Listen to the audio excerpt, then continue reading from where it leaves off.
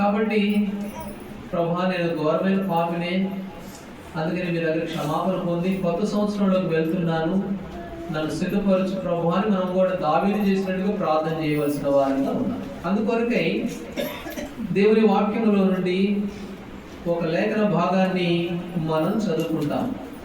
యెహెజ్కేలు గ్రంథము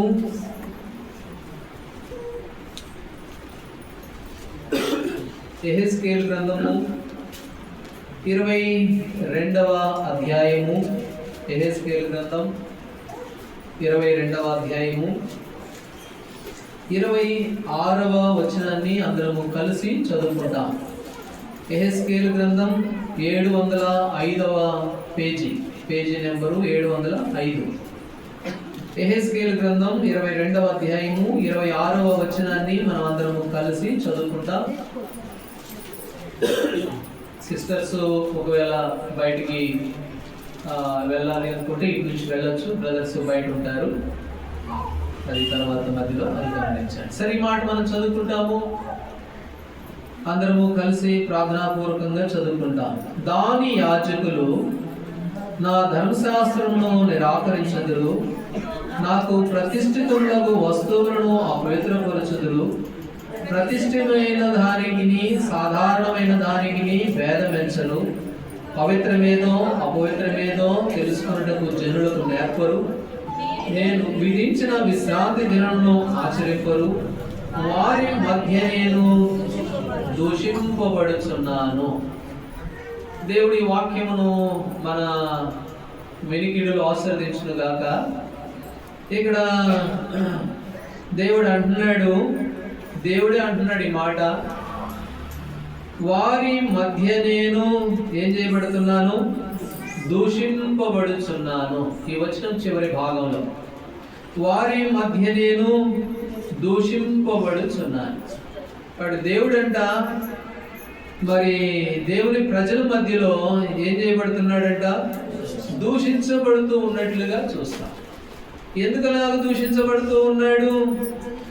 దాని యాజకులు దేవుని వాక్యాన్ని నిరాకరిస్తూ వచ్చారంట. మరి దేవుని సాధారణమైన దానికి భేదమించలేదంట, పవిత్రమైనది ఏదో అపవిత్రమైనది ఏదో నేర్పించట్లేదంట. ఈ కారణాలన్నిటిని బట్టి దేవుని నామము ఏం చేయబడుతుందంట?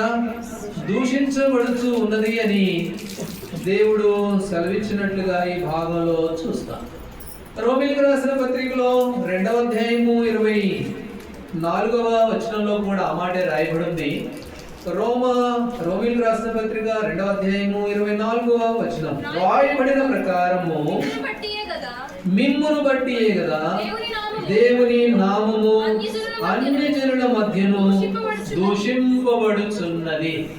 కాబట్టి రాయబడినట్లుగా మిమ్మును బట్టే అంటే మనల్ని బట్టే అన్ని జనుల మధ్యలో దేవుని నామము ఏం చేయబడుతుందంట? దూషించబడుతూ ఉంది. అందుకనే యెహెజ్కేలు గ్రంథంలో మాట అన్నాడు, వారిని బట్టి ఏం చేయబడుతున్నాను అంటే నేను దూషించబడుతూ ఉన్నాను అని అన్నాడు. అందుకనే రోమాలో కూడా అన్నాడు, అన్ని జనుల మధ్య వారిని బట్టి దేవుని నామం ఏం చేయబడుతుందంట? దూషణ పాలవుతున్నట్లుగా చూస్తాం. ఇదే రోమీయులకు రాసిన పత్రిక 14వ అధ్యాయము 16వ వచనంలో కూడా ఒక మాట ఉంది. చదవండి ఆ మాట. రోమా 14:16 నీకున్న మేలైనది దూషణ పాలు కానీయకుడి.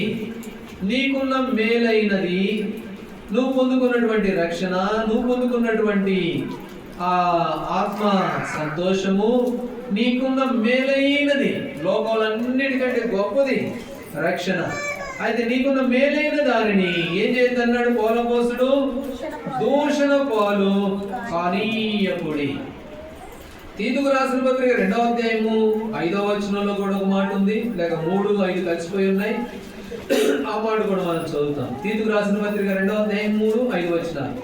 అలాగనే వృద్ధ స్త్రీలు కొండెగత్తెలను మిగుల మద్యపానాసక్తుల ఎడక ప్రవర్తన యందు భయభక్తులు గలవారై ఉండవలననియు దేవుని వాక్యము దూషింపబడునట్లు యవన స్త్రీలు తమ భర్తలను లోబడి ఉండి తమ భర్తలను శిశువును ప్రేమించువారును స్వస్థబుద్ధి గలవారును పవిత్రులను ఇంట ఉండి పనిచేసుకున్న వారును మంచి వారునై ఉండవలనని కాబట్టి దేవుని వాక్యము దూషింపబడకుండానట్లు భయభక్తులు కలిగిన వారుగా ఉండాలంట, మరి విధేయత కలిగిన వారుగా ఉండాలంట, ప్రేమ కలిగిన వారుగా ఉండాలంట. వెలుపట దేవుని వాక్యము ఏం చేయబడకూడదు ప్రభు బిడ్డల విషయంలో అనంటే దూషించబడకూడదు. అందుకనే మిమ్మల్ని బట్టే కదా నా నామం అన్ని జనుల్లో ఏం చేయబడుతుంది అన్నాడు, దూషింపబడుతుంది అన్నాడు. క్రైస్తవ స్త్రీలు గాని పురుషులు గాని దేవుని యందు భయభక్తులు కలిగిన వారే దేవుని వాక్యము అనేకుల మధ్యలో దూషింపబడకుండా జాగ్రత్త పడాలి. ఇది మన మీద ఉన్నటువంటి భారము, లేక మన మీద ఉన్నటువంటి ఆ బాధ్యత. 2వ పేతురు రాసిన పత్రిక 2వ అధ్యాయంలో కూడా మాట చదువుతాం. 2వ పేతురు 2వ అధ్యాయము 2వ వచనం. మరియు అనేకులు వారి పోకిరి చేష్టలను అనుసరించి నడుతురు, వీరిని బట్టి సత్య మార్గము దూషింపబడును. కాబట్టి యెహెజ్కేలు గ్రంథంలో మనం చూస్తూ వచ్చాము, మిమ్మల్ని బట్టే కదా నేను వారి మధ్య నేను దూషింపబడుచున్నానని ప్రభు అన్నాడు. ఆవిడ మనల్ని బట్టి దేవుడు అన్ని జనుల మధ్యలో దూషణ పాలు కాకుండా చూసుకోవాలి. కాబట్టి పోకిరి చాష్టల వలన లేక అనేకమైన పరిస్థితుల వలన దేవుని నామం ఏం చేయబడుతుందంటే దూషణ పాలు అవుతూ ఉంది. అందుకని తీతు రాసిన పత్రికలో ఆ మాట అన్నాడు, మీకున్న మేలైన దానిని ఏం చేయొద్దన్నాడు, దూషణ పాలు కానీయకండి. ఈ సంవత్సరంలో చాలాసార్లు ఎన్నిసార్లు దూషణ పాలు చేశామో దేవుని నామాన్ని, ఎన్నిసార్లు దేవుని అన్ని జనుల మధ్యలో హేళన పాలు చేశామో, మనం హేళన పాలైపోయామో మనం పరీక్షించుకోవాల్సిన వారంగా ఉన్నాం. అందుకని వాక్య భాగాలని మనం ఒక్కొక్కటిగా మనం ధ్యానం చేస్తూ మన ఆత్మీయ జీవితాలని ఒక్కసారి పరీక్ష చేసుకుంటూ ఎక్కడ దేవుణ్ణి మరి దోషణ పాలు చేశామో, ఎక్కడ దేవుణ్ణి దుఃఖపెట్టామో, ఎక్కడ ఆయన ఆయాసపరిచామో మనం పరీక్షించుకుంటూ దేవుని సన్నిధిలో మన అవిధేయతలన్నీ ఒప్పుకోవలసిన వారంగా ఉన్నాం. ఎప్పుడైతే ఒప్పుకొని విడిచిపెడతామో వాళ్ళు ఏం చేయబడతారట, కనికరించబడతారు. ఒప్పుకోకపోతే, విడిచిపెట్టకపోతే కనికరాన్ని పొందుకోలేరు. ముందున్నటువంటి 25వ సంవత్సరంలో దేవుని ద్వారా ప్రేమించబడలేదు, కనికరించబడలేదు. అందుకని దేవుడి శ్రేష్టమైన సమయం ఇచ్చాడు. కాబట్టి ఎక్కడ మనటి దేవుని నామం దోషణ పాలైందో ఈ వాక్య భాగంలో మనం చూసుకునే వారంగా ఉంటాం. యెహెజ్కేలు గ్రంథము 22వ అధ్యాయం 26వ వచనంలో 5 విషయాలు మనం చూస్తాం. ఈ 5 విషయాలలో మనం ఎక్కడ తప్పిపోయామో పరీక్ష చేసుకుంటూ మరి మనము ప్రభు దగ్గర ఒప్పుకోలు ప్రార్థన చేసే వారంగా ఉంటాం. సరే, మొదటి తలంపుగా మనం గమనిస్తాము. రండి, యెహెజ్కేలు గ్రంథం 22వ అధ్యాయం. యెహెజ్కేలు గ్రంథం 22వ అధ్యాయము 26వ వచనం చదవండి. దాని యాజకులు నిరాకరించుదురు. చాలండి. ఎవరంట? దాని యాజకులు. కాబట్టి యాజకులైన వారు ఏం చేస్తూ ఉన్నారు అని అంటే దేవుని వాక్యమును, ధర్మశాస్త్రమును నిరాకరించేవారుగా ఉన్నారు. ఎవరు వీళ్ళు అనంటే యాజకులు అనే మాటను మనం చూస్తాం. ఇది మొదటి తలంపు. ఏమిటి యాజకులు? యాజకులు అంటే ఎవరండి? రండి, నిర్గమాకాండము 19వ అధ్యాయం. నిర్గమాకాండము 19వ అధ్యాయంలో 19వ అధ్యాయము 6వ వచనం చదవండి. నిర్గమాకాండము 19:6. సమస్త భూమియు నాదే కదా, మీరు నాకు యాజక రూపమైన రాజ్యముగాను పరిశుద్ధమైన జనముగాను ఉండునని చెప్పుము. నీ ఇశ్రాయేలుతో పలకవలసిన మాటలు ఇవే అని చెప్పగా, కాబట్టి మీరు నాకు యాజక రూపమైన రాజ్యముగాను పరిశుద్ధమైన జనముగాను ఉండునని చెప్పుము. కాబట్టి దేవుడు మనల్ని తన స్వకీయ సాంపత్యంగా చేసుకున్నాడు. 5వ వచనంలో ఆయన మాట మనం వినడం ద్వారా సమస్త దేశంలో మనల్ని ఏం చేసుకున్నాడు అంటే స్వకీయ సాంపత్యంగా చేసుకున్నాడు. స్వకీయ సాంపత్యంగా చేసుకుని మనల్ని ఒక యాజక రూపమైన రాజ్యముగా దేవుడు చేసుకున్నాడు. అందుకనే పేతురు రాసిన మొదటి పత్రిక 2వ అధ్యాయం 9వ వచనంలో మీరు ఆశ్చర్యకరమైన వెలుగులోనికి పిలువబడి ఏం చేయబడ్డామంట? రాజులైన యాజక సమూహం. దేవుడు మనల్ని రాజులైన యాజక సమూహంగా చేసుకుంటూ వచ్చాడు. ప్రకటన గ్రంథంలో కూడా మాట ఉంది, 5వ అధ్యాయం 10వ వచనంలో. ప్రకటన గ్రంథం 5వ అధ్యాయం 10వ వచనం చదవండి. 5:10. మధ్య భాగం చివరి భాగం నేను చదువుతాను. ప్రతి ప్రజలోను ప్రతి జనములోను దేవుని కొరకు మనుషులను కొని మా దేవునికి వారిని ఒక రాజ్యముగాను యాజకులుగాను. కాబట్టి దేవుడు ఏం చేశాడంటే యాజకులుగా చేస్తూ వచ్చాడు. యెషయా గ్రంథం 61:6లో కూడా రాయబడింది, మనల్ని యాజకులుగా దేవుడు చేసుకున్నాడు అని. కాబట్టి మనం అంతా ఎవరమంటే రాజులైన యాజక సమూహం, యాజకులం మనం. దేవుడు మనల్ని యాజకులుగా చేసుకున్నాడు, స్వకీయ సాంపత్యంగా చేసుకున్నాడు. వారు నాకు యాజకులగుదురు, యెషయా గ్రంథం 61:6లో. కాబట్టి మనమంతా ఆయన యాజకులంగా చేయబడ్డాం. చీకటిలోనే ఆశ్చర్యకరమైన వెలుగులోకి తీసుకుని రాబడ్డాం. అందుకని యెహెజ్కేలు గ్రంథంలో దాని యాజకులు అనే మాట మనం చూస్తాం. మనమంతా ఎవరని చెప్పండి? ఆయన యాజకులు. అయితే యాజకులు ఏం చేయాలి చెప్పాలి? ఏం చేస్తారు యాజకులు? ఏం చేస్తారు? లూకాసు సువార్త 1వ అధ్యాయంలో అక్కడ ఒక యాజకుడు ఉన్నాడు. రండి, లూకాసు సువార్త 1వ అధ్యాయము 8వ వచనం. లూకాసు సువార్త 1వ అధ్యాయము 8వ వచనం. జకరియా తన తరగతి క్రమము చొప్పున దేవుని ఎదుట యాజక ధర్మము జరిగించుచుండగా. కాబట్టి ఏం చేస్తున్నాడు జకరియా? యాజక ధర్మాన్ని చేస్తూ ఉన్నాడు, యాజకత్వం చేస్తూ ఉన్నాడు. యాజకుడు చేయాల్సింది ఏమిటి అంటే దేవుని ఘనపరచడము, దేవుని పని చేయడం, దేవుని సేవ చేయడం. కాబట్టి మనమంతా ఎవరు అంటే మనం రాజులైన యాజకులు. కాబట్టి దేవుని పనివారము, దేవుని కొరకై జీవించేవారము, దేవుని కొరకై అంటిపెట్టుకున్నటువంటి వారము, దేవుని కొరకై మరి ప్రయాసపడవలసినటువంటి వారు. అయితే జకరియా తన వంతులో ఆ తరగతిలో యాజక ధర్మము తాను చేస్తూ ఉన్నాడు. ఆయన ఒక యాజకుడు, ఆ యాజకత్వాన్ని చేస్తూ ఉన్నాడు. పౌలు అపోస్తలుడు ఒక మాట అన్నాడు, కొలస్సీలకు రాసిన మొదటి పత్రిక 1వ అధ్యాయము 24వ వచనం. 1వ అధ్యాయము 24వ వచనం. ఇప్పుడు మీ కొరకు నేను అనుభవించుతున్న శ్రమల యందు సంతోషించుచు సంఘము నన్ను ఆయన శరీరము కొరకు క్రీస్తు పడిన పాటలలో పొదువైన వాటి యందు నా వంతు నా శరీరమందు సంపూర్ణము. ఇప్పుడు పౌలు అపోస్తలుడు అంటున్నాడు, యేసు ప్రభువు లోకానికి వచ్చాడు, ఆయన ప్రధాన యాజకుడు, ఆయన పని చేశాడు, వెళ్ళిపోయాడు. ఇంకా కొన్ని కొరవలు ఉన్నాయి. సంఘాన్ని కట్టాల్సిన పని ఉంది, సంఘాన్ని సమకూర్చాల్సిన పని ఉంది. అందుకని నా వంతులో నేను ఏం చేస్తున్నాను? కొదువైన వాటిని నేను పూర్తి చేస్తున్నాను అని పౌలు అపోస్తలుడు. జకరియా కూడా యాజకుడిగా ఏం చేస్తున్నాడు? యాజక ధర్మాన్ని చేస్తూ ఉన్నాడు. అందుకనే యెహెజ్కేలు గ్రంథంలో రాయబడింది దాని యాజకులు అనే మాట. యాజకులు అనే వాళ్ళు ఏం చూపిస్తుంది అంటే ఆయన పనివారు, ఆయన కొరకై జీవించేవారు, ఆయన పని చేయవలసిన వారు అని. ఇంకొక మాట కూడా చదవండి, నెహెమ్యా గ్రంథము 5వ అధ్యాయం.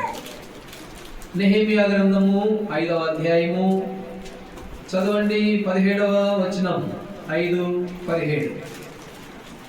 నెహెమ్యా గ్రంథం 5వ అధ్యాయం 17వ వచనం. భూమి సంపాదించుకున్న వారము కాము, నా భోజనపు బలయత మా చుట్టూనున్న అన్ని జనుల నుండి వచ్చిన వారు కాక యూదులను అధికారులు 150 మంది. కాబట్టి భూమి సంపాదించుకున్న వారు కాము. నెహెమ్యా పనిచేశాడు. ఎట్లా పనిచేస్తూ ఉన్నాడు అని అంటే సంపాదించుకున్నవాడు కాడు, భూమిని సంపాదించుకున్నవాడు కాడు. ప్రభు కొరకై తన వంతులో నమ్మకంగా పనిచేసినటువంటి పనివాడు అని. అందుకని ఇక్కడ అంటాడు, మేము భూమిని సంపాదించుకున్న వారము కాము. ఇంకా పౌలు అపోస్తలుడు ఇంకో మాట అన్నాడు, మొదటి కొరింథీయులకు రాసిన పత్రిక 9వ అధ్యాయము 7వ వచనం. 9:7. కొరింథీయులకు రాసిన మొదటి పత్రిక 9వ అధ్యాయము 7వ వచనం. ఎవడైనను తన సొంత ఖర్చు పెట్టుకొని దండులో కొలువు చేయినా ద్రాక్ష తోట వేసి దాని ఫలము తినని వాడెవడు? మందను కాచి మంద పాలు తాగని వాడెవడు? పౌలు అపోస్తలుడు అన్నాడు. ఎవడైనా సొంత డబ్బులు పెట్టుకొని జీతానికి చేస్తాడా? జీతానికి పనిచేసేది ఎందుకు? డబ్బు తెచ్చుకోవడానికి, నెల వస్తే జీతం తెచ్చుకోవడానికి. అయితే ఎవడైనా సొంత డబ్బులు ఖర్చు పెట్టుకొని చేస్తాడా అంటే ఎవరు చేయరు. మందను కాసి దాని పాలు తాకుండా ఉంటాడా అంటే నువ్వు లేదు. మంద మీద అధికారం ఉంది, ఆ సంఘం మీద అధికారం ఉంది, అన్నీ ఉన్నాయి. అయితే పౌలు అపోస్తలుడి ఉద్దేశం ఏమిటి అంటే మేము భూమి సంపాదించుకున్న వారం కాము, ఆ పని మేము డబ్బు కొలువు చేసిన వారం కాము, సొంత ఖర్చు పెట్టుకొని మేము కొలువు చేసినటువంటి వారము అన్న ఉద్దేశంతో చెబుతూ ఉన్నాడు. అంటే ఎందుకు ఈ మాట చెబుతున్నాను అని అంటే యాజకుడు అనే మాట ఏం చూపిస్తుంది అంటే పనివారిని చూపిస్తుంది. అయితే పనివాడు ఎట్లుండాలి అని అంటే ఎంతో నమ్మదగిన వాడుగా ఉండాలి, ఎంతో చక్కగా పని చేయవలసిన వాడుగా. అందుకొరకే నెహెమ్యా మనకు మాదిరిగా కనబడుతున్నాడు. భూమి సంపాదించుకున్నవాడు కాడు, నమ్మకంగా పనిచేసిన వాడు. పౌలు అపోస్తలుడు కూడా అన్నాడు. పౌలు అపోస్తలుడు ఏమన్నాడు? నేను సొంత ఖర్చు పెట్టుకొని ఎవడైనా కొలువు చేస్తాడంటే మేము చేసాం, మాకు ప్రయాసపడ్డాం, కష్టపడ్డాం, దెబ్బలు కొట్టించుకున్నాం, ఎన్నో అవమానాలు ఉన్నాం, దేవుని కొరకై నా కొరకు కొలువైన వాటిని నేను నెరవేరుస్తూ వచ్చాను పౌలు అపోస్తలుడు అన్నాడు. ఇప్పుడు మలాకీ గ్రంథంలో ఒక మాట చదవండి, 1వ అధ్యాయం. మలాకీ గ్రంథం 1వ అధ్యాయము 6వ వచనం. మలాకీ 1వ అధ్యాయము 6వ వచనం చదవండి. కుమారుడు తన తండ్రిని కనపరచును కదా, దాసుడు తన యజమానుడిని కనపరచును కదా. నా నామమును నిర్లక్ష్య పెట్టి యాజకులారా, నేను తండ్రి అయితే నాకు రావాల్సిన ఘనత ఏమాయను? నేను యజమానుడనైతే నాకు భయపడవాడు ఎక్కడున్నాడని సైన్యములకు అధిపతికి యెహోవా మిమ్మును అడుగుగా. కాబట్టి అంటున్నారు, నేను యజమానుడనైతే, నేను తండ్రినైతే నా నామమును నిర్లక్ష్య పెట్టే యాజకులారా. ఎవరంటే యాజకులు? నిర్లక్ష్య పెట్టిన యాజకులు, నమ్మకంగా ఉన్నోళ్ళు కాదు. నమ్మకంగా జకర్యా తన వంతులో తాను పనిచేస్తూ ఉన్నాడు. నెహెమ్యా ఏదో ఆశించి పనిచేసిన వాడు కాదు. పౌలు అపోస్తలుడు తన ఎంతో క్రైమ్ చెల్లించి పనిచేస్తూ వచ్చాడు. ఇప్పుడు లోకంలో మనల్ని అందరినీ ఆయన ఏం చేసుకున్నాడు? యాజకులుగా చేసుకున్నాడు. మనమంతా ఆయన యాజకులము. అయితే అడుగుతున్నాడు, ఓ నన్ను తండ్రి అంటున్నావు మంచిదే, నన్ను ప్రభు అంటున్నావు మంచిదే, నేనే నీకు యజమానుడు అంటున్నావు, నువ్వే యాజకుడు అంటున్నావు, అంత బాగానే ఉంది. అయితే నా నామమును నిర్లక్ష్యం పెట్టే యాజకులారా అని అడుగుతున్నావు. ఎన్నోసార్లు నిర్లక్ష్యం పెట్టాం. ఎన్నిసార్లు నిర్లక్ష్యం పెట్టాం? ఎలాగో ప్రవర్తిస్తూ వచ్చాం? నెహెమ్యా లాంటి మనసు ఉందా? పౌలు అపోస్తలుల వలె పనిచేస్తూ వచ్చామా? మన వంతులో మనం పనిచేస్తూ వచ్చామా? ఈ సంవత్సరం అంతట్లో ఎన్నిసార్లు ప్రభువుని నిర్లక్ష్యం పెడుతూ వచ్చాం? కాబట్టి మనం యాజకులము. దేవుడు మనల్ని యాజకులుగా చేసుకున్నాడు, ఆయన స్వకీయ సాపథ్యంగా చేసుకున్నాడు. చీకటిలో నుంచి ఆశ్చర్యకరమైన వెలుగులో తీసుకుని వచ్చాడు. అయినా కూడా ఎన్నోసార్లు నిర్లక్ష్య పెట్టినటువంటి మనుషులు. అందుకని మలాకీలు అంటాడు, నేను తండ్రిని అయితే నాకు భయపడేవాడు ఎక్కడున్నాడు? నేను యజమానుడైతే నన్ను గనపరిచేవాడు ఏడి? నా నామమును నిర్లక్ష్య పెట్టు యాజకులారా.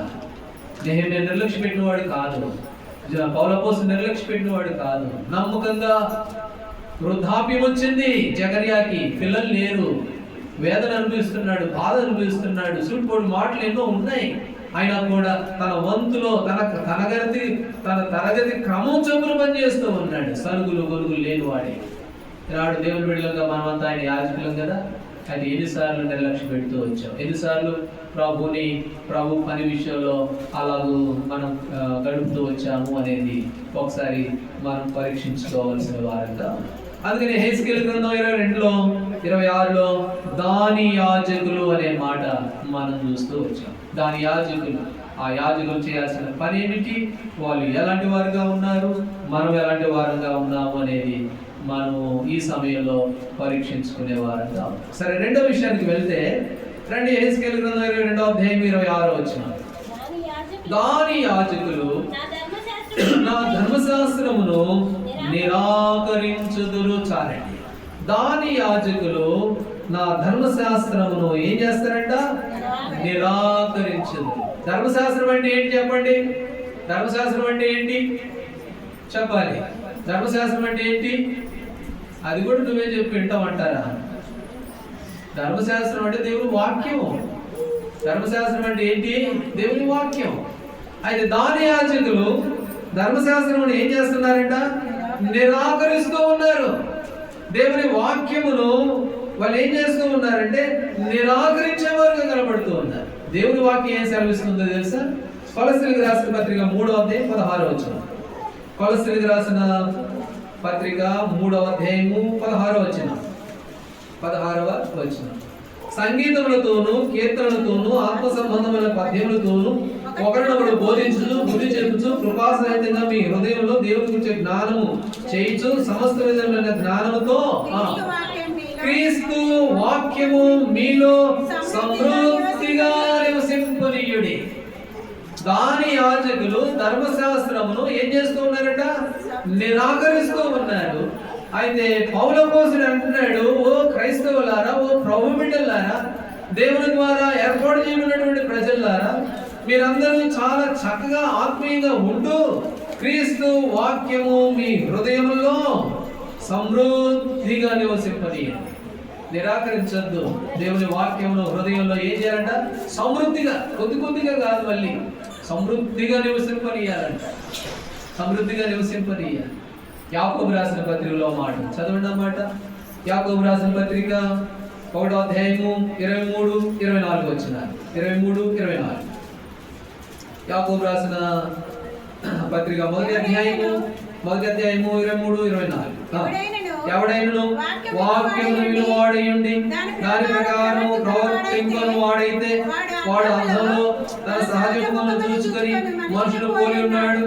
వాడు తాను చూసుకొని అవతలకు పోయి అనేటివాడు వెంటనే మర్చిపోను. కాబట్టి ఇంతకు ముందు నేను ప్రభుని ఎరగక మునుపు అద్దం గుడ్డిదైపోద్దురా అనేవాళ్ళు నన్ను కూడా. నన్ను చూస్తే ఒరే అద్దం ముందుకు పోయావా, అద్దం గుడ్డిదైపోద్దురా అని. ఇంకా చూడండి, చూసుకోవడం, అటు పోయి ఒకసారి చూడడం, ఇటు పోయి ఒకసారి చూడడం. అయితే వాక్యం సెలవిస్తుంది, ఎవడైనాను వాక్యము విని ఆ ప్రకారం ప్రవర్తించకపోతే వాడు ఎట్లాంటి వాడు అంటే అర్థంలో తన ముఖం చూసుకుని వెంటనే మర్చిపోయేవాడితో సమానం. అయితే కొలస్సీలకు రాసిన పత్రికలు ఏమన్నాడు? క్రీస్తు వాక్యం మీలో సమృద్ధిగా నివసింపనివ్వాలి. అయితే ఆ వాక్యమును హృదయంలో చేర్చుకోక ప్రవర్తించకపోతే వాడు తన ముఖాన్ని వెంటనే మర్చిపోయిన వాడితో సమానం. యెహెజ్కేలు గ్రంథం 33వ అధ్యాయం 31వ వచనంలో మాట ఉంది. యెహెజ్కేలు గ్రంథం 33వ అధ్యాయము 31వ వచనం చదవండి అన్నమాట. 33-31. ఈ జనులు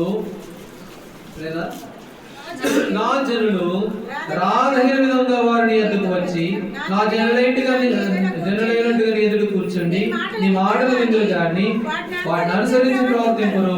వారి నోటి ఎంతో కాబట్టి వస్తారు, కూర్చుంటారు, కానీ వాటిని అనుసరించి ప్రవర్తించారు. కాబట్టి వాటిని అనుసరించి వాటిని చేర్చుకొని హృదయంలో స్వీకరించి ప్రవర్తించరు. అందుకనే దాని యాజకులు ధర్మశాస్త్రమును ఏం చేస్తున్నారంట? నిరార్థకము చేస్తూ ఉన్నారు. ఆ ధర్మశాస్త్రమును, దేవుని వాక్యమును నిర్లక్ష్యం చేస్తూ ఉన్నారు. కాబట్టి విని వెళ్ళిపోతే నిర్లక్ష్యం అయిపోద్ది, నిరార్థకం అయిపోద్ది. ప్రవర్తించాలి వాక్య ప్రకారం. అందుకనే యెహెజ్కేలు గ్రంథంలో అంటాడు, వాళ్ళు వస్తున్నారు, కూర్చుంటున్నారు, కానీ వాళ్ళు చేర్చుకున్న వారు కారు. హెబ్రీయులకు రాసిన పత్రిక 4వ అధ్యాయము 9వ 4వ అధ్యాయం 2వ వచనం. హెబ్రీ 4:2.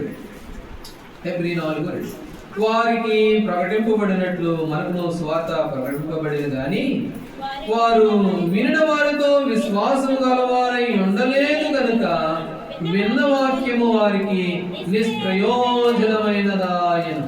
వారు కూడా వచ్చారు, విన్నారు, ప్రభుని ఎరిగారనే కానీ అయితే విన్న వారితో కలిసి ఏం లేదంటే వారికి కలిసి ఉండాల, విశ్వాసంగా ఉండాల. అందుకని విన్న వాక్యము వారి జీవితాల్లో ఏమైపోయిందంట? నిష్ప్రయోజనమైపోయింది. హెబ్రీ 12 ఆ మాట కూడా చదువుతాం. హెబ్రీయులకు రాసిన పత్రిక 12వ అధ్యాయము 25వ వచనం. 12వ అధ్యాయము 25వ వచనం. మీకు బుద్ధి చెప్పుచున్న వారిని నిరాకరించుకున్నట్లు చూచుకొనండి. వారు భూమి మీద నుండి బుద్ధి చెప్పిన వారిని నిరాకరించినప్పుడు తప్పించుకొనక పోయిన యెడల పరలోకము నుండి బుద్ధి చెప్పు వారిని విసర్జించుము. తప్పించుకోండి. మరి అందుకని భూమి మీద ఎవరైనా దేవుని వాక్యం చెప్పి బుద్ధి చెబుతూ ఉంటే వాళ్ళని నిరాకరించద్దు.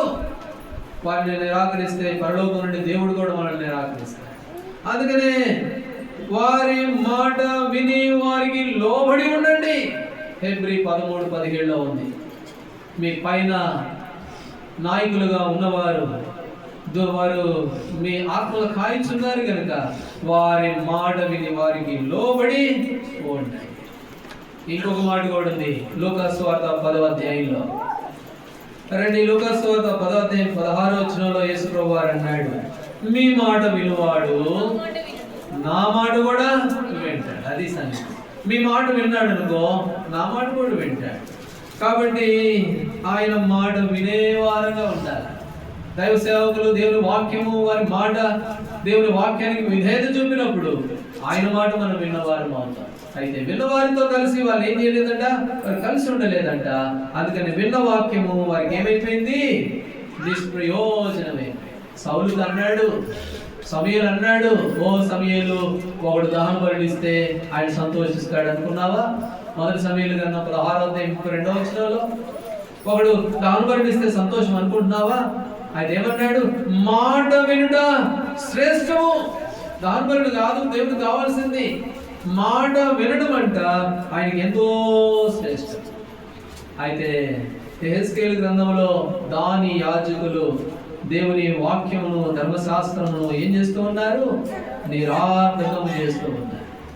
కాబట్టి ఎక్కడ దేవుని వాక్యాన్ని నిరార్థకం చేస్తూ వచ్చామో, ఎన్నిసార్లు దేవుని వాక్యం మన జీవితాల్లో నిష్ప్రయోజనం అయిపోయిందో, ఎన్నిసార్లు దేవునికి మనము ఆయనని అన్ని జనుల మధ్య మనల్ని బట్టి ఆయన నామాన్ని దూషింపబడుతూ వచ్చిందో, ఆయన యాజకులము మనము దేవుడు మనల్ని యాజకులుగా చేసుకున్నాడు ఆ సంగతిని ఎరగక ఆయనని నిర్లక్ష్య పెట్టిన యాజకులుగా ఎన్నిసార్లు ఉన్నాము.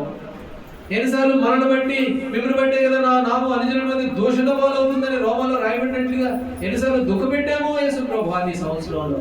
ఇవన్నీ కూడా మనం జ్ఞాపకం చేసుకోవాల్సిన వారిగా. అవును ప్రభువా, వాస్తవంగా నేను ఒక యాజకుడిని, నన్ను విలువ పెట్టి కొనుక్కున్నారు, మీరు మీ సొత్తు గారు నా సొత్తు అని అన్నారు. నేను యాజకుడిని అయితే మిమ్మల్ని ఎన్నిసార్లు నిర్లక్ష్య పెట్టారు నాకు తెలుసు, నా వ్యక్తిగతంగా నాకు తెలుసు. ఎన్నోసార్లు 2024లో ఎన్నిసార్లు నిర్లక్ష్య పెట్టాను నేను ఎరుగుతున్న ప్రభా. అంతేకాదు మీ వాక్యం ఎన్నిసార్లు నిరాకరించానో కూడా నాకు తెలుసు. చేర్చుకోవాలా, హృదయంలో చేర్చుకోవాలా. మీ మాట వింటే నా మాట విన్నంటే మీరంటే ఎన్నోసార్లు దైవ సేవకుల మాట నేను లోపట్లా వెళ్ళా. అందుకని నా జీవితంలో సహజంగా నా ముఖాన్ని అద్దంలో చూసుకుని వెంటనే మర్చిపోయినటువంటి వ్యక్తిగా నా పరిస్థితి, నా జీవితం. కనుక నన్ను క్షమించు ప్రభా, మన్నించు ప్రభా అని దేవుని సన్నిధిలో మనము రెండవదిగా క్షమాపణ కోరే వారంగా మనము ఉంటాం. ఇప్పుడు 3వ విషయానికి వెళ్దాం. యెహెజ్కేలు గ్రంథం 22వ అధ్యాయము 26వ వచనం. దాని యాజకులు నా ధర్మశాస్త్రమును నిరాకరించుదురు, నాకు ప్రతిష్ఠితములకు వస్తువులను అపవిత్రపరచుదురు. చాలండి, ఇంకో చదవండి, మళ్ళీ చదవండి. అపవిత్రపరచుదురు, ప్రతిష్ఠితమైన దానికి సాధారణమైన దానికి భేదమెంచరు. చాలండి, ఇది ప్రాముఖ్యమైన విషయం. కాబట్టి ప్రతిష్ఠితమైన దానికి సాధారణమైన దానికి ఏమేంచరంట, భేదమెంచరు.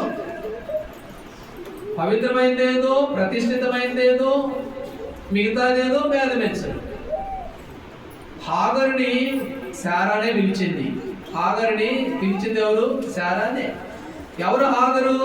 దాసి, ఎక్కడో ఐగుప్తులో ఉన్నటువంటి దాసి. ఓన్లే అని శారా పిలిచి అబ్రహాంకి ఇచ్చి పెళ్లి చేసింది. అయితే శారాకి ఒక కొడుకు పుట్టాడు, క్షమించండి, ఆ హాగరు కొడుకు పుట్టాడు, శారా కొడుకు లేదు. అప్పుడు అంటారు, రాయబడింది, తీయడం ఎందుకు లేదు, త్వరగా చెప్పేస్తాం. శారా హాగరు దృష్టికి నీచమైనది అయిపోయిందంట. ఎట్లా అయిపోయింది? నీచమైనదిగా అయిపోయింది. ఎవరి శారా? శారా ఎవరు? హాగరు ఎవరు? హాగరు ఎవరు? హాగరు ఐగుప్తురాలు, అన్యురాలు. శారా ఎవరు? ప్రభు బిడ్డ. అయితే ఈ అన్యురాలికి లేక ఈ హాగరికి శారా ఎట్లా కనపడింది? నీచురాలు అయిపోయింది. అందుకని ఇక్కడ అంటాడు, ప్రతిష్ఠితమైన దానికి సాధారణమైన దానికి వాళ్ళు ఏం చేయరంట, భేదం పెంచట్లా. ప్రతిష్ఠమైనది ఏంటి, సాధారణమైనది ఏంటి ఏం అర్థం కావట్లా, భేదం పెంచట్లా. అందుకని అంటూ ఉంటారు, వాళ్ళు దొంగ పాస్టర్లన్నా, వాళ్ళు ఆ పాస్టర్లన్నా, అమ్మ తలనొప్పి వస్తుందమ్మా అని అంటే మారు మనసు పొందక్క తలనొప్పి పోద్ది. ఇక్కడ సాధారణంగా ఏదో సామాన్యంగా మాట్లాడినట్టే, అయ్యో దేవుని సేవకులు, దేవుని పిల్లలు, కాబట్టి భేదమెంచట్లా. సాధారణ ప్రతిష్ఠితమైన దానికి సాధారణమైన దానికి భేదమెంచక ఎన్నిసార్లు గడుపుతూ వచ్చాం, ఎంత చులకనగా మాట్లాడుతూ వచ్చాం, ఎన్నిసార్లు దుఃఖ పెడుతూ వచ్చాం. అందుకని ఇక్కడ అంటాడు, ప్రతిష్ఠితమైన దానికి సాధారణమైన దానికి వాళ్ళు ఏం చేయరట, భేదమెంచరు. ఇర్మియాతో దేవుడు అన్నాడు, ఇర్మియా గ్రంథం 1వ అధ్యాయం 5వ వచనం. ఇర్మియా గ్రంథం 1వ అధ్యాయము 5వ వచనం చదవండి. 5వ అధ్యాయం చదవండి. అదే, గర్భంలో నేను నిన్ను రూపింపక మునిపే నిన్ను ఎరిగి తిని, నీవు గర్భం నుండి బయలుపడక మునిపే నేను నిన్ను ప్రతిష్ఠించి తిని, జనములకు ప్రవక్తగా నిన్ను. కాబట్టి దేవుని బిడ్డలు ఎలాంటి వారు, ప్రత్యేకమైన వారు.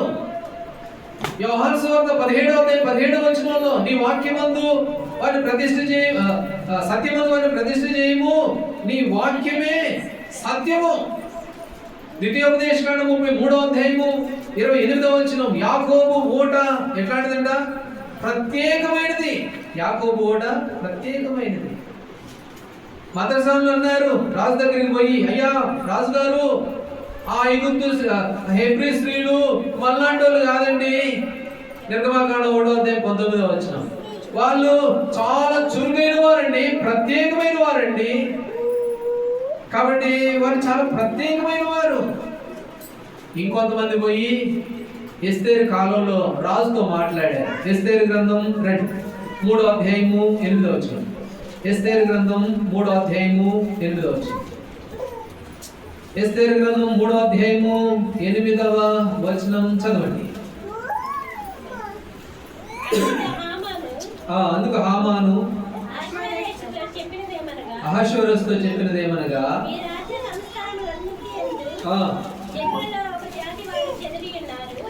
నీ సంస్థానంలో ఒక జాతి వారు చెదిరి ఉన్నారు, వారి విధులు సకల జనుల విధులకు వేరుగా ఉన్నవి చాలండి. ఇప్పుడు అన్నాడు అన్యులు, అక్కడ అందరూ అన్యులే ఉన్నారు, వారి మధ్యలో ప్రభు బిడ్డలు ఉన్నారు. వాళ్ళని ఏమంటున్నాడు, అయ్యా రాజుగారు, మన దేశంలో ఉన్నారే వాళ్ళు, ఎవరో యెహోవా దేవుడు అంట, ఆయన నమ్ముకున్నారంట, యేసు ప్రభువుని రక్షకుడిగా అంగీకరించారంట, వాళ్ళంట, వాళ్ళ విధులు ఎట్లున్నాయి, సకల జనుల విధులకు వేరుగా ఉన్నాయండి. మనలాంటి పద్ధతులు లేవండి, మనలాంటి ఆచారాలు లేవండి. మన విధులకి వాళ్ళ విధులకి ఎంత వ్యత్యాసం ఉందండి. వారి విధులు చాలా డిఫరెంట్ గా ఉన్నాయండి, వాళ్ళ పద్ధతులే వేరుగా ఉన్నాయండి. కాబట్టి మనం ఎలాంటి వారము, ఇర్మియా గ్రంథం 1వ అధ్యాయం 5వ వచనంలో, నేను నిన్ను గర్భంలో ఉండగానే ప్రతిష్ఠించుకున్నా, నువ్వు ప్రత్యేకమైన వాడు. ఐగుప్తు స్త్రీలు లాంటి వారు కారు, హెబ్రీ స్త్రీలు చాలా ప్రత్యేకమైన వారు. అయితే ఎస్తేరు కాలంలో అన్నాడు, మన ఊర్లో మన దేశంలో ఉన్నటువంటి ఆ ఇశ్రాయేలీలు ప్రభు నమ్ముకున్న వాళ్ళు, వాళ్ళ విధానము మన విధానం చాలా తేడా ఉందండి, చాలా ప్రత్యేకంగా ఉన్నారండి. కాబట్టి ప్రతిష్ఠితమైన దానికి సాధారణమైన దానికి ఏమెంచట్లేదంట, భేదం పెంచట్లేదు. కాబట్టి మనం ఎంత ప్రతిష్టమైన వారమో ఎరగల. ఈ సంవత్సరంలో ఎన్నిసార్లు ఎరగని వారంగా ఉన్నాం. ఎఫ్రాయిము గురించి రాయబడింది హోషేయ గ్రంథంలో, చదవండి ఆ మాట. హోషేయ గ్రంథం 7వ అధ్యాయము 8వ వచనం. హోషేయ గ్రంథం 7వ అధ్యాయము 8వ వచనం. 7వ అధ్యాయం, ఎఫ్రాయిము అన్య జనులతో కలిసిపోయిను, ఎఫ్రాయిము ఎవరును త్రిప్పివేయని అప్పము వంటి వాడాయను.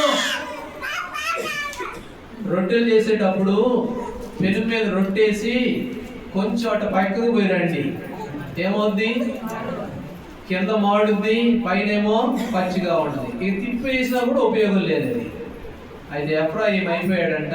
ఓ ఎఫ్రాయిము నా ముద్దు బిడ్డ. ఎఫ్రాయిము దేవునికి ముద్దు బిడ్డ. అయితే ఎఫ్రాయిము ఏమైపోయాడు? అన్యజనులతో కలిసిపోయాడు. భేదమెచ్చల. ఓ వాళ్ళ విధులు వీళ్ళ విధులు ప్రత్యేకంగా ఉంటాయి కూడా. అయితే ఆ సంగతి తెలియక వారితో కలిసిపోయాడు అన్యజనులతో పాటు ఎఫ్రాయిము. అందుకని అంటాడు, ఆ ప్రతిష్ఠితమైన దానికి సాధారణమైన దానికి ఏం మెచ్చట్లేదంట? భేదం. ఎన్నిసార్లు భేదం మెచ్చలేదు. ఈ 2024 సంవత్సరంలో, ఈ గడిచిన కాలం అంతట్లో ఎన్నిసార్లు భేదమెచ్చక అన్ని జనులతో కలిసిపోయినటువంటి వారమై, యాజకుల మన సంగతిని మర్చిపోయిన వారమై, నిర్లక్ష్యం పెట్టిన యాజకుల వలె అనేక అన్ని జనుల మధ్య ఆయన నామాన్ని దూషించడానికి మనం కారకులమైన సందర్భాలు. కాబట్టి నమ్మకంగా పనిచేయక, యాజకత్వం జరిగించగా, కాబట్టి ఉన్నటువంటి దినాలు ఎన్ని? మన విధులు, మన విధానాలు, మనం ప్రతిష్ఠితమైన వారం అని చెప్పి ప్రభు చెప్పి మనల్ని ఎంచుకొని లెక్క పెట్టుకొని లోకంలో నుంచి కనిగిరిలోంచి మనల్ని ఎన్నుకొని ఏర్పాటు చేసి సంగమించి సహవాసం ఇస్తే ఎన్నోసార్లు ఎఫ్రాయిము వలె కలిసిపోయినటువంటి వారు. కాబట్టి ఇవన్నీ మన తప్పులే. దావీదు పాట పాడాడు, నేను ఘోర పాపి. దావీదు కాదు, ఇక్కడ ఉన్న నువ్వు నేను ఎంతో ఘోరమైన పాపుల. ఈ 2024 సంవత్సరం ఎన్నోసార్లు ఆయన్ని దూషించడానికి కారకులమవుతూ వచ్చాం మనం. అందుకనే ప్రతిష్ఠితమైన దానికి సాధారణమైన దానికి ఏం భేదమెచ్చలా. అన్నిటిని అక్కడే కట్టేశాం. మారు మనసు పొందినోడు అక్కడే కట్టాం, మారు మనసు పొందినోడు కూడా అక్కడే కట్టేశాం. వాళ్ళు ఇట్లాంటోళ్ళే, వీళ్ళు ఇట్లాంటోళ్ళే, నువ్వు ఇట్లాంటోడివే. కాబట్టి సాధారణమైన భేదం ఎంచలేని వారంగా ఎన్నిసార్లు ఇవి కూడా మన తప్పులే, మన విధేయతలే. ప్రభా నిజమే, నాలో ఆ లోపం లేకపోలేదు. మీ వాక్యాన్ని ఎన్నోసార్లు నిరార్థకం చేశా. విన్నానులే కానీ ఆచరించలా. నిరాకరిస్తూ వచ్చాను. నేను యాజకుడు అన్న సంగతినే మర్చిపోయాను. నేను ప్రత్యేకంగా ఉండాలని నన్ను తల్లిగర్భంలో ప్రత్యేకించుకుంటే నేను అన్నిజనులతో కలిసిపోయి ఎవరు తిప్పిపోయిన అప్పలాగా అయిపోయాను. నా పరిస్థితి, నా జీవితం. కనుక ప్రభు క్షమించు అని ప్రభు దగ్గర క్షమాపణ పొందవలసిన వారంగా ఉన్నారు. ఎజ్రా గ్రంథము 9వ అధ్యాయము 2వ వచనం. ఎజ్రా గ్రంథం 9వ అధ్యాయము 2వ వచనం. 9:2 చదవండి. వారి కుమార్తెలు పెళ్లి చేసుకొనుచు తమ కుమారులకు తీసుకొనుచు పరిశుద్ధ సంతతిగా ఉండాల్సిన తాము ఆ దేశపు జనులతో కలుసుకొనిన వారే. పరిశుద్ధ సంతతిగా ఉండాల్సిన తాము. యేసుప్రభు రక్తం ఎట్లాంటిదండి? అమూల్యమును, నిర్దోషమును, నిష్కలంకమైన గొర్రెపిల్ల వంటి క్రీస్తు రక్తం. ఎడ్లయొక్కయో కోడలయొక్కయో మేకలతో కాదా రక్తము, అమూల్యమైన రక్తం. ఆయన పరిశుద్ధుడు, నిర్దోషి, నిష్కలంషుడు. ఎబ్రీ 5:7-26. ఆ రక్తంతో మనల్ని కొనుక్కొని, ఆ రక్తంతో మనల్ని శుద్ధీకరించి మనల్ని పవిత్రంగా చేస్తే పరిశుద్ధ సంతతిగా ఉండాల్సిన వారు ఏమైపోయారట? ఎఫ్రాయిము వలె కలిసిపోయిన వారు.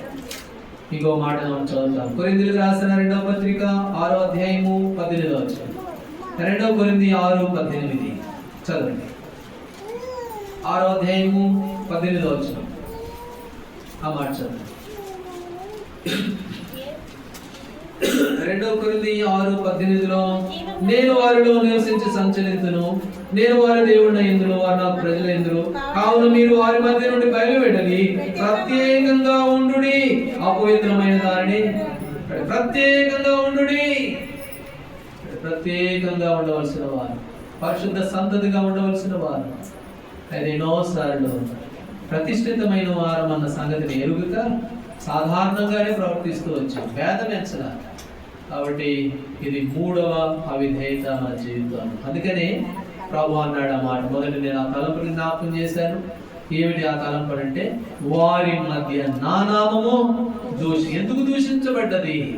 ఎందుకు దూషించబడుతుంది ఆయన నామము అని అంటే, పరిశుద్ధ సంతతిగా ఉండాల్సిన వారు, వారి విధానాలు వేరుగా ఉండాల్సిన వీరు, యాజకులుగా ఉండాల్సిన వారు, దేవుని వాక్యమును సాత్వికంతో సమృద్ధిగా హృదయంలో నింపుకోవలసిన వారు, అని అనుభవాలన్నీ కోల్పోతూ వచ్చారు. అందుకనే దేవుని నామము అన్ని జనుల మధ్యలో ఏమవుతూ వచ్చిందంట? దూషణ పాలైనట్లుగా మూడవ తలంపుగా మనం చూస్తాం. సరే, నాలుగో విషయానికి వెళ్దాం. యెహెజ్కేలు గ్రంథము 22వ అధ్యాయము. 22వ అధ్యాయము చదవండి. 26వ వచనం. దాని యాజకులు నా ధర్మశాస్త్రమును నిరాకరించుదురు, నాకు ప్రతిష్ఠితములకు వస్తువులను అపవిత్రపరచుదురు, ప్రతిష్ఠితమైన దానికి సాధారణమైన దానికి భేదమించరు, పవిత్రమేదో జనులకు నేర్పరు. చాలు, ఇది నాలుగవ మాట. ఏం చేయరంట? జనులకు నేర్పరు. సామెతలు ఏమన్నాడు? బాలుడు నడవలసిన త్రోవానికి నేర్పుము, వాడు పెద్దవాడైన దారి నుంచి. అయితే యెహెజ్కేలు గ్రంథంలో ఏమంటాడు? నా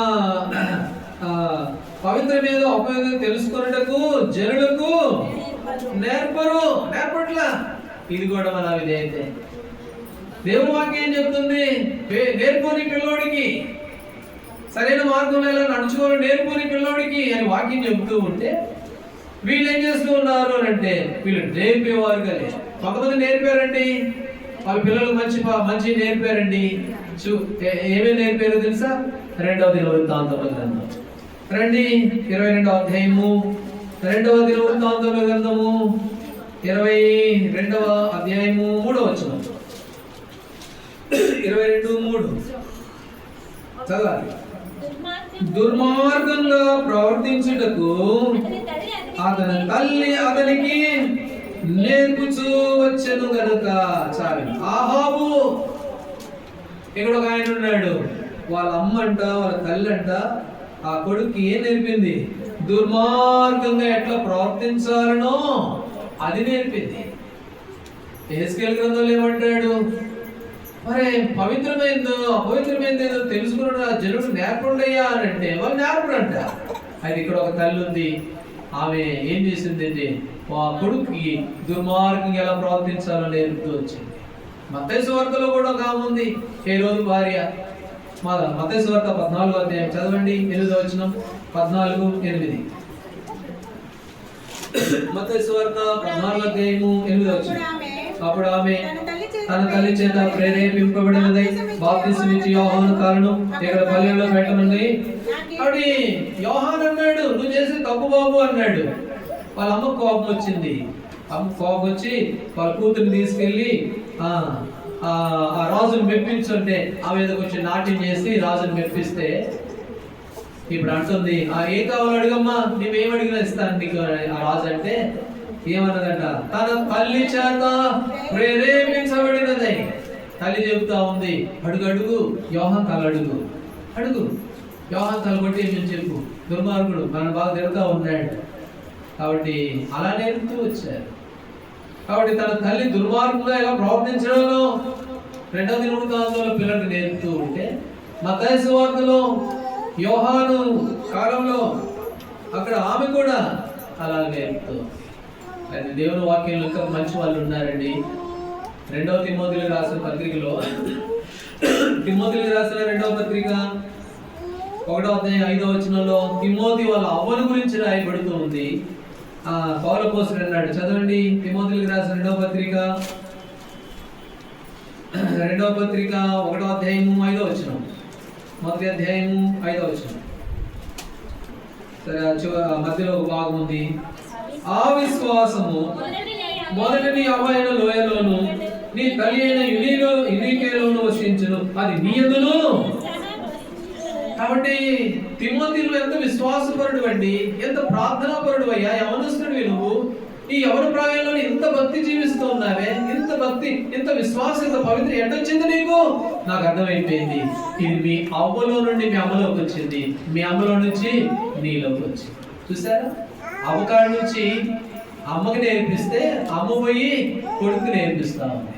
అయితే ఇక్కడ అంటాడు, నా జనులకు ఏం చేయట్లేదంట? నేర్పట్ల. నా యాజకులు ధర్మశాస్త్రం నిరాకరిస్తున్నారు, పవిత్రమైనది ఏదో అపవిత్రమైనది దానికి భేదం పెంచట్లా అని కలిపి అనేసేయడమే, అని కలిపి చెప్పేసేయడమే. కాబట్టి ఇక్కడ మనం చూస్తే మరి నేర్పేవారుగా లేరు. తన తల్లి పిల్లలకి ఏం నేర్పుతూ ఉంది? ఆ యోహాను చంపమని నేర్పిందంట వాళ్ళ అమ్మ. ఇంకొక ఆమెమో ఎంత దుర్మార్గంగా ప్రవర్తించాలో అయిన నేర్పుతా వచ్చిందంట. ఇవాళ ఏం నేర్పుతా ఉన్నాం మనం? అందుకనే ఇవి కూడా మన తప్పులే.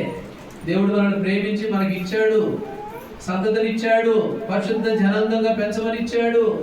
కాబట్టి అలా పెంచవలసిన బాధ్యత మన మీద ఉంది. అలా లేకపోతే ప్రభు మనల్ని దండిస్తాడు, గర్దిస్తాడు. అంటాడు, నీ మాట వింటే నా మాట కూడా వింటండి. కాబట్టి అలాగూ మనం ఎలాంటి వారంగా ఉన్నాం. 4వ విషయంగా మనం చూస్తాం. చూడండి, ఫిలిప్పీలకు రాసిన పత్రిక 4వ అధ్యాయము 9వ వచనం. ఫిలిప్పీలకు రాసిన పత్రిక 4వ అధ్యాయము 9వ వచనం చదవండి. ఫిలిప్పీ 4:9. మరియు మీరు నా వలన ఏమి నేర్చుకుని అంగీకరించుదురో, నా యందున్నట్టుగా ఏమి వింటురో, ఏమి చూతురో అటు వాటిని చేయుడి. అప్పుడు సమాధానకర్త దేవుడు మీకు ఏమైతే నేర్చుకున్నావో, ఏమైతే విన్నావో, ఏమైతే గమనించామో వాటిని ఏం చేయాలంట? అటు వాటిని చేయి. అప్పుడు నీకు సమాధానము, నెమ్మది. కాబట్టి ప్రభుబిడ్డలుగా మనము అలాంటి తీర్మానం కలిగిన వారంట. ప్రభు నిజమే, ఎన్నోసార్లు నేను మరి తిమోతి తల్లిదండ్రులు తిమోతికి ఎంతో విశ్వాసం నేర్పుతూ వచ్చారు. అయితే ఏంటి, నేను పెద్దగా పట్టించుకోలేదు, ఏమోలే అనుకున్నట్లు అట్లా ఉండిపోయాను. నేర్పే విధానంలో నేను నేర్పలేకపోయాను. ఇది కూడా నా తప్పే ప్రభా అని చెప్పి ప్రభుతో సమాధానం పడదాం, ప్రభుతో క్షమాపణ పొందుదాం. యోహాను రాసిన పత్రికలో ఉంది, ఏ ఏ విషయాలలో మీ హృదయము మీ మీద దోష ఆరోపణ చేస్తూ ఉందో వాటన్నిటిని ప్రభు దగ్గర సమతపరుచుకో. లోపల ఏదైతే దేవుడు మనల్ని హెచ్చరిస్తూ ఉన్నాడో, ఏ విషయంలో అది మన మీద దోషంగా పరిగణించబడుతూ ఉందో అవన్నీ ప్రభు దగ్గర ఒప్పుకునే వారంగా ఉంటాం. విడిచిపెడితే ప్రభు క్షమిస్తారు, కనికరించబడతాం. మొదటి దశలోనికి రాసిన పత్రిక 4వ అధ్యాయము 2వ వచనం. మొదటి దశలోనికి రాసిన పత్రిక 4వ అధ్యాయము 2వ వచనం చదవండి. కాగా మీరు ఎలాగూ నడుచుకుని దేవుని సంతోషపరచవలెనో మా వలన నేర్చుకున్న ప్రకారం మీరు నడుచుకున్నారు. ఈ విషయంలో మీరు అంతకంతకు అభివృద్ధి పొందవలనని మిమ్మల్ని యేసునందు హెచ్చరించు. ఆవిడ అంతకంతకు ఏం చేయబడాలట? అభివృద్ధి పొందేవారుగా. 2024వ సంవత్సరం పోబోతూ ఉంది, 2025వ సంవత్సరానికి వస్తూ ఉన్నాం. అయితే ఈ సంవత్సరంలోకి తీసుకుని రాబడుతూ ఉండగా ఎక్కడెక్కడ మనం తప్పిపోయాం. 24లో యాజకులు మన సంగతిని ఎన్నిసార్లు మర్చిపోయాం. నమ్మకంగా పనిచేయాల్సింది నెహెమ్యా చేశాడు, మరి పౌలపోస్తుడు చేశారు. మనం ఎన్నోసార్లు నమ్మకంగా లేము. దేవుని వాక్యంలో నిరాకరించిన సందర్భాలు ఇన్నిసార్లు పెడచెవులు పెడుతూ వచ్చాం. విన్నాంలే కానీ ఆచరించలేకపోతే, అందుకనే ఒకసారి ముఖం చూసుకుని మర్చిపోయిన లాగా అయిపోయాం. అంతేకాదు, సామాన్యమైన దానికి పవిత్రమైన దానికి ఏం భేదం ఎంచలా. అందరితో పాటు కలిసి ఎన్ని మాటలు అంటూ వచ్చాం. మనం మీరు పవిత్రమైన వారమని పరిశుద్ధ సంతతిగా ఉండాల్సింది పోయి అన్యజనులతో కలిసిపోయిన సందర్భాలు ఎన్ని. కాబట్టి మరి మనము నా ప్రజలు నేర్పట్లేదంట. చాలా మనం నేర్చుకోలేదు, మనం మిగిలిన వారికి నేర్పలేదు. ఇవన్నీ కూడా మన అవిధేయతలే. ప్రభు దగ్గర క్షమాపణ పొందుతాం. సరే, మరొక మాట వెళ్దాం.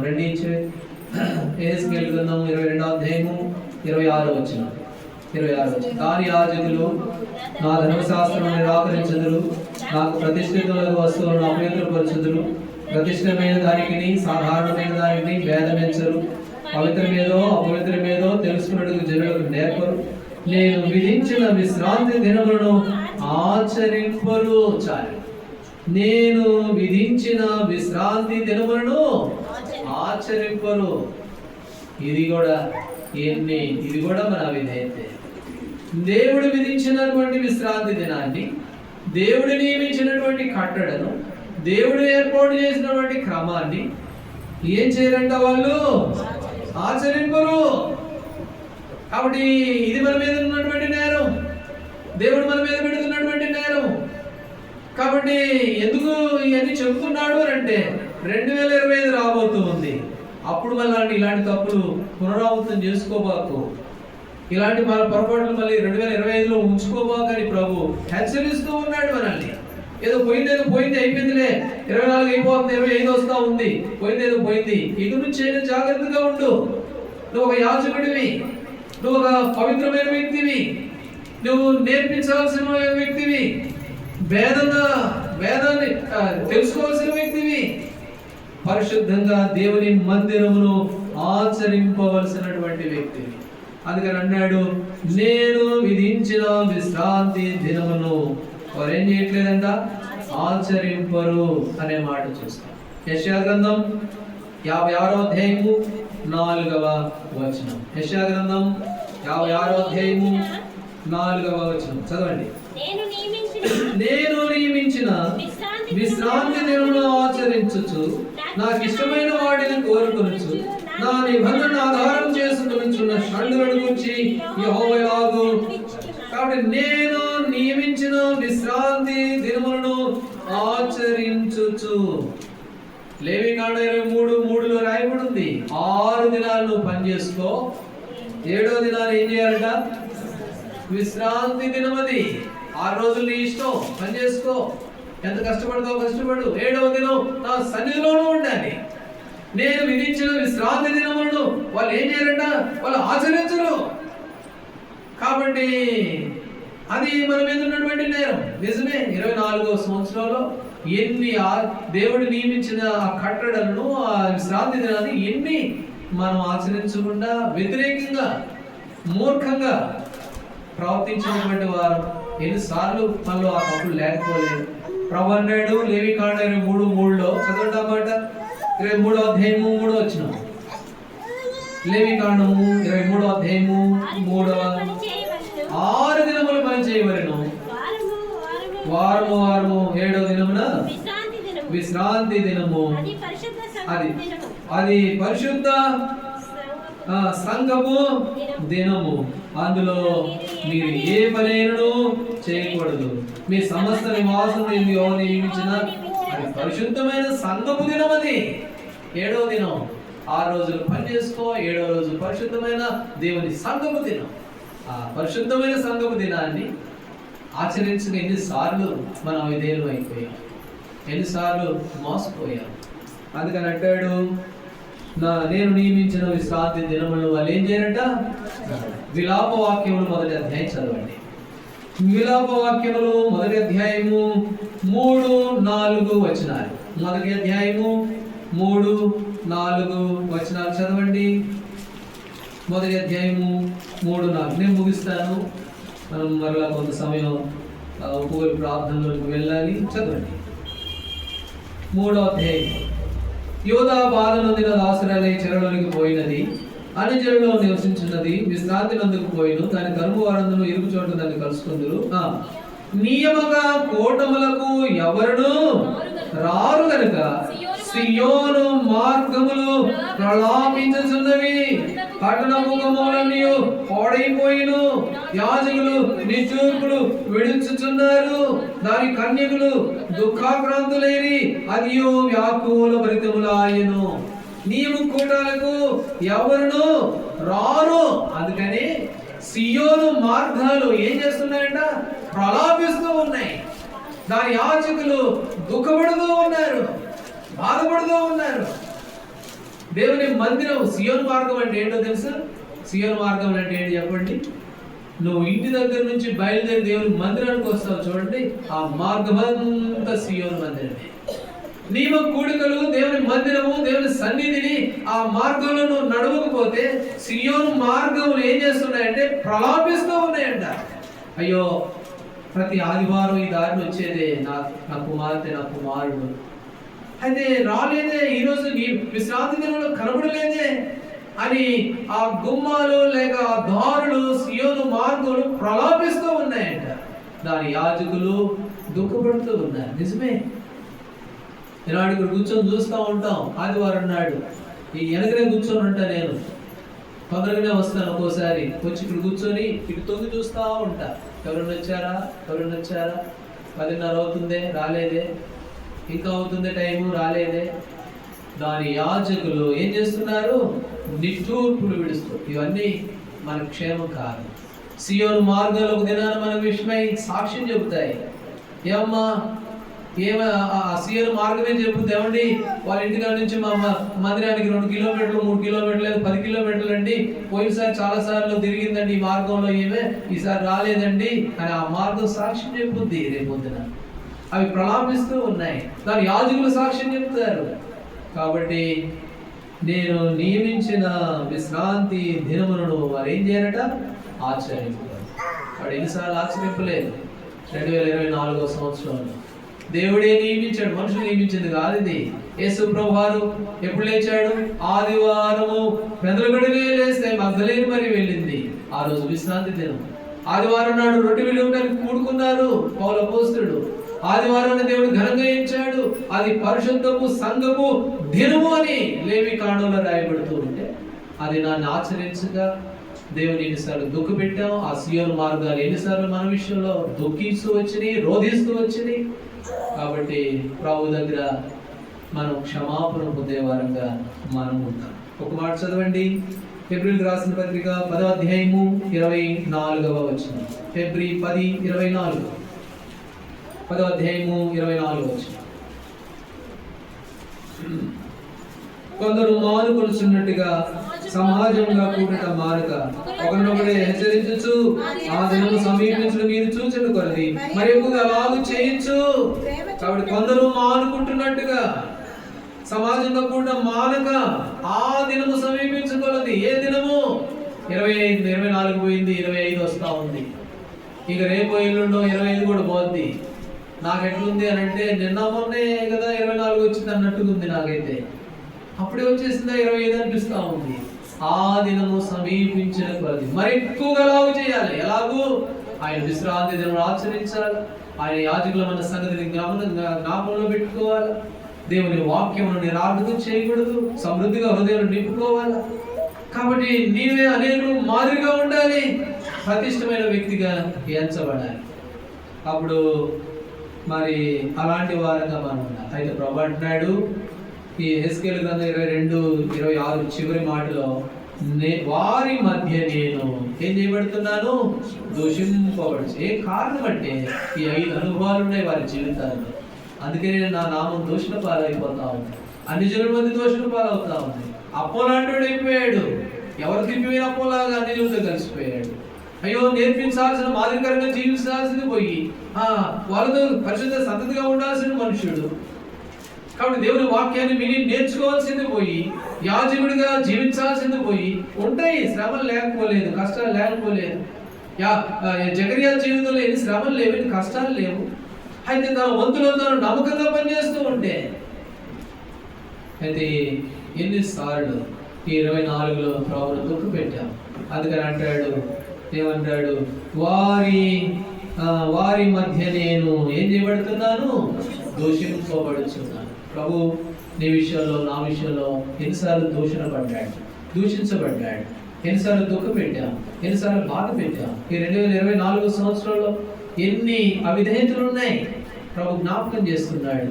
కనుక ప్రభు నిజమే, వీటిలో అన్ని నాలో లేకపోయినా ఏవో 1-2 ఉన్నాయి ప్రభు, నాకు గుర్తుకు వస్తున్నాయి. నిజమే, ఇంట్లో నేను తగ్గిపోయిన వాడిని, మోసపోయిన వాడిని. అందుకనే నేను ఘోరమైన పాపిని ప్రభు, నన్ను క్షమించు, నిన్ను చేరి వేడుకుంటున్నాను, నన్ను క్షమించు. క్షమిస్తావంటే కదా, క్షమించడానికి సిద్ధమనసు కలిగిన దేవుడు అంటే కదా. 2025లోకి వెళ్తున్నాను, ఈ పాపంతో నేను వెళ్ళలేను, ఈ పాపంలోనే ఈ అవిధేయతలోనే ఆ 2025 కూడా నేను గడపలేను ప్రభా, మిమ్మల్ని దుఃఖపెట్టలేను ప్రభా అని ఎవరితో చెప్పనవసరం వల్ల మనసులోనైనా ప్రభుతో ఒక ఒప్పందం చేసుకున్నాం, క్షమాపణ పొందుతాం, ప్రభు క్షమిస్తాడు. అలా తీర్మానం కలిగిన వారినై మనము సమాజం ఎదుట కూడా మన అవిధేయతలు, మన పాపములు ప్రభు సన్నిధిలో మనం ఒప్పుకునే వారంగా ఉంటాం. అలాగూ కొంత సమయం ఒప్పుకోలు ప్రార్థనలో మనం గడిపే వారంగా ఉంటాం. దేవుడు ఆ విధంగా మనందరికీ సహాయపడుతుందా. ఒకరి తర్వాత ఒకరు ఎక్కువ సమయం తీసుకోకండి, సమయం కూడా ఎక్కువ లేదు కనుక ఒకరి తర్వాత ఒకరు క్లుప్తంగా, చాలా క్లుప్తంగా సాధ్యమైనంత వరకు అందరూ కూడా ఈ ఒప్పుకోలు ప్రార్థన మనం చేసేవారంగా ఉంటాం. చెప్పబడిన 5 విషయాలలో ఎక్కడెక్కడ మనం తప్పిపోయామో ఒకసారి జ్ఞాపకం చేసుకుందాం. ఎక్కడ తప్పిపోయి ఉంటే అక్కడ ప్రభా ఇదిగో పలానా విషయంలో నేను మోసపోయాను ప్రభా, మిమ్మల్ని దుఃఖ పెట్టాను ప్రభా, మిమ్మల్ని దూషించడానికి కారకుండా అయిపోయాను ప్రభా, నాకున్న మేలైన దాన్ని దూషణ పాలు చేసుకున్నాను ప్రభా, నన్ను క్షమించు అని ప్రభు దగ్గర క్షమాపణ పొంది ఆ తర్వాత నూతన వత్సరంలోనికి మనము వెళ్ళే వారంగా ఉంటాం. ఒకరి తర్వాత ఒకరము కొన్ని నిమిషాలు మనము ఒప్పుకోలు ప్రార్థన